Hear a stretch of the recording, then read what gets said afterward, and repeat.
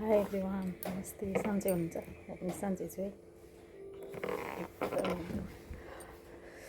धेरै भयो हजुरहरूसँग कुराकानी नभएको। युट्युब फ्यामिलीहरू सबैजनालाई धेरै धेरै माया। मैले चाहिँ अहिले खाना खाइवरी ठ्याक्क बसेको छु। अहिले बजेको छ 11:30। भर्खर खाना खाएर जस्ट आइरहेको छु कि, अनि हजुरहरूसँग केही कुरा गर्न मन लाग्यो। आज चाहिँ पोखरी कम्प्लिट भएर पनि माछाको बुर्रा हाल्ने दिन भएछ क्या। एकदमै एक्साइटेड छु होइन।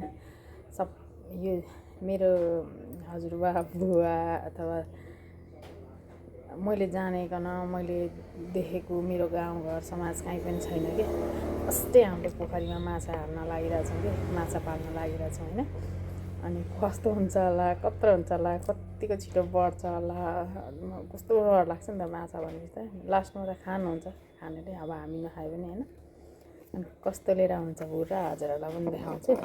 अनि कसरी बढ्दो रहेछ अपडेट गराउँदै जान्छु। हजुरहरू सबैले मेरो भिडियोलाई लाइक, कमेन्ट, सेयर, सब्सक्राइब गर्न नभुल्नु होला।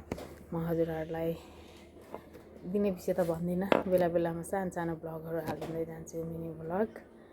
अनि हजुरहरूले माया दिँदै जानु होला है त। 12 बजेको घाममा फाइनल्ली आइपुग्यो माछाको बुर्रा।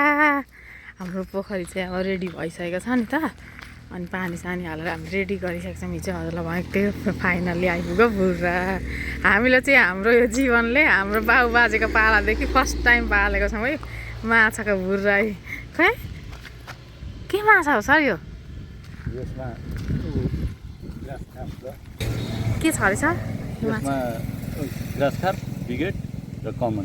अब कति महिना पछाडि माछा खान पाइन्छ? माछा अब राम्रोसँग सप्रिदियो भनेदेखि 4 महिनादेखि 6 महिनाभित्रमा खाना। हामीलाई त थाहा नै छैन के, कस्तो राम्रो तातो हुँदैन? तल छिर्नु पर्यो, बिचमा हाल्नु पर्यो। ए आमा माछा बोरिङ चलाउनु, यो पनि चलाउनु पर्छ नि। आमा कस्तो रमाइलो हुँदो रहेछ। टुटुटुटु कुद्दा मरेछ? दुईवटा मरिछ, एउटा मरिछ। घाम भयो छिटो ल। अब चाहिँ एकदमै बाबुहरू माछा हाल्न पर्नु रहेछ है।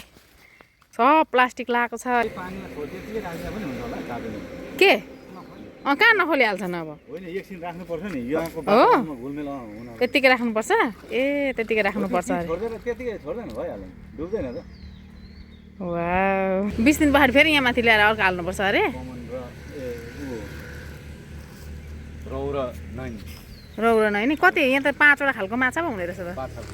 अनि यहाँ त्यो झिङ्गे माछा चाहिँ प्राउनवाला पाइँदैन रहेछ? नेपालमा अहिलेसम्म पत्ता लगाएको छैन अरे। अब इन्डियामा कन्ट्याक्ट गरेर छु, अघि त्यहाँ ठ्याक्कै एकजना छ।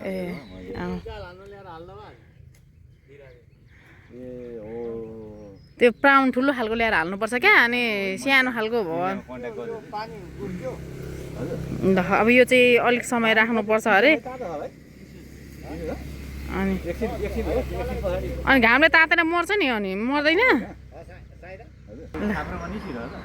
हामीले चाहिँ त्यहाँ इनारमा पानी भरेको। यो चाहिँ हजुरहरूलाई थाहा छ कोरियाको हाइवे, कोरियाको खेती चाहिँ अब चेन्ज भएर माछामा परिणत भएको छ है। तरकारी खेतीहरू सबै बन्द गरेर हामीले चाहिँ माछातिर लगानी गर्न थाल्यौँ। अनि यो hotel dream bamboo house and Sekuwa corner, हजुरहरू एकदम आनन्दको ठाउँमा बस्नुहुन्छ, खानुहुन्छ भने हजुरहरूलाई स्वागत छ है। अब चाहिँ माछा पनि हेर्न पाइन्छ। अलि ठुलो भएपछि चाहिँ फिसिङ गर्न पाइन्छ साथीहरू।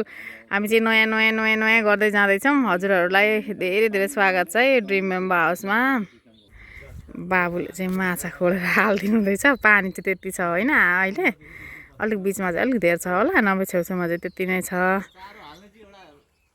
अनि ल अब हामीलाई केही आइडिया नभएको है, आजदेखि स्टार्ट। अब यसको पहिला त के हुँदो रहेछ, कसो हुँदो रहेछ, पहिला अनुभव गर्नु पऱ्यो नि त होइन। यो फर्स्ट पहिलो वर्ष हो।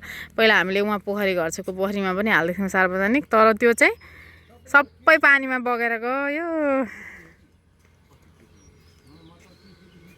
यहाँ कुखुरा आफैले पालेको लोकल कुखुरा कतिवटा चाहिँ बन्डाहरूले त्यो औँला छिराएर हात छिराएर लगिदियो।